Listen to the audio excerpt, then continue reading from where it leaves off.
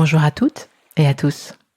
Cet été, nous vous proposons d'explorer un sujet brûlant, l'amour, au temps des technologies. Et pour inaugurer ce voyage, voici l'édito de ce nouveau numéro, le 6e, intitulé « Amour », avec ou sans contact. Cet édito est écrit par Aurore Béziquia et Sophie Comte, cofondatrices du magazine.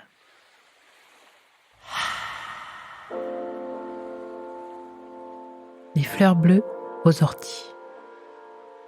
À voir cette couverture sensuelle réalisée par la talentueuse illustratrice Malika Favre, la langueur est de mise, un érotisme diffus se dévoile au gré de cette bouche ouverte sur le plaisir.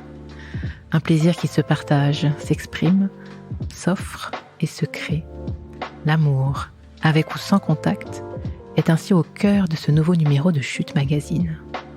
Pas de fleurs bleues toutefois, pas de prince charmant illusoire et pas de princesse écervelée ayant oublié ce que le terme de consentement signifie. Et heureusement. Notre façon d'aimer et de nous faire aimer change, évolue, s'éloignant ainsi d'une vision patriarcale de l'amour, où la femme serait dans le soin du couple, à la disposition de son conjoint. S'aimer au temps du digital, c'est aussi participer à casser ces anciens codes, qui se sont transformés parfois en chaînes. La violence trop souvent au rendez-vous. La vague post-MeToo tente encore de faire évoluer les mentalités, de remettre le consentement au centre de toute interaction amoureuse et ou sexuelle. Et si un bout de chemin a déjà été fait, il reste encore une sacrée route à parcourir. Ne nous y trompons pas. La liberté est fragile. Le risque majeur dans tout cela, c'est le retour en arrière. C'est de perdre cette liberté que nous tentons tant bien que mal d'établir et ou de conserver. Un nouveau chapitre.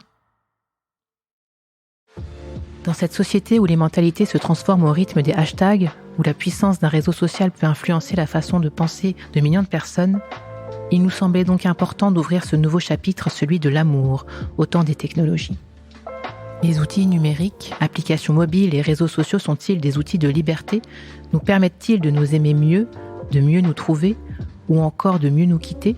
Ou sont-ils des outils liberticides, mettant en danger nos intégrités mentales et physiques? Nous nous plongeons dans le sujet avec le point de vue de Judith Duportail, autrice de Dating Fatigue, Amour et Solitude dans les années 2020, qui dresse un portrait acide des applications de rencontres. De son côté, le philosophe Richard Memto, auteur de Sex Friends, Comment bien rater sa vie amoureuse à l'ère numérique, s'inscrit dans une nouvelle vision du couple, transformée par le numérique et peut-être arrivée en bout de course. Dans cette libération non pas tant sexuelle qu'érotique, nous vous proposons de découvrir l'éclairage d'Aurore Mallette-Carras, sexologue et docteur en neurosciences, sur les rapports amoureux et leur évolution sociétale ces 50 dernières années. L'amour est un sentiment qui se partage et se diffuse à d'autres pans de la société. L'amitié en prend sa part, tout comme la solidarité. Cette pensée en tête, nous vous invitons au point d'accueil d'Emmaüs Connect à Lyon, à la découverte de Valérie ou de Ahmed, les habitués de la permanence connectée de l'association. Un vrai lieu d'inclusion et de partage pour faire du numérique un outil de cohésion et d'entraide. Quid du quantique? Prenons ensuite de la hauteur sur un des sujets clés qui fascine et interroge le secteur de l'innovation, l'informatique quantique. Face au plan mis en place par la France sous l'égide d'Emmanuel Macron, que devons-nous attendre de cette nouvelle technologie, de ces supercalculateurs très attendus?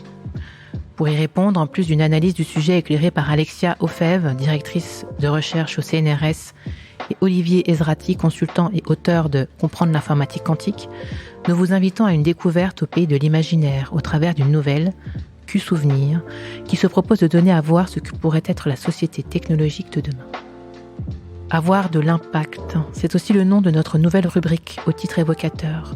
C'est l'occasion de nous intéresser d'encore un peu plus près à ces initiatives responsables qui font adhérer des valeurs humanistes avec l'ambition entrepreneuriale.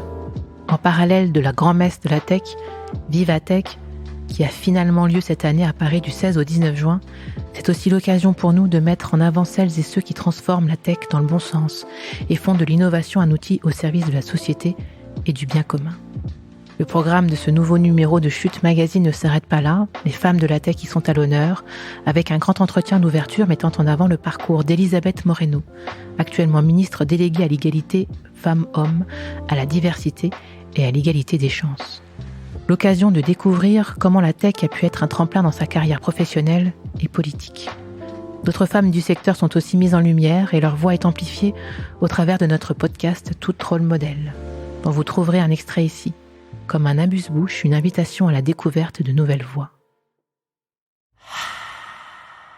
Merci.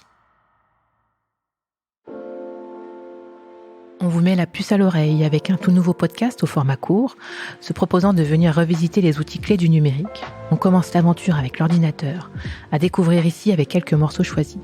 Enfin, comme à chaque numéro, des articles sont à écouter dans leur version sonore et sur votre plateforme d'écoute préférée pour les aficionados et aficionadas des frissons acoustiques.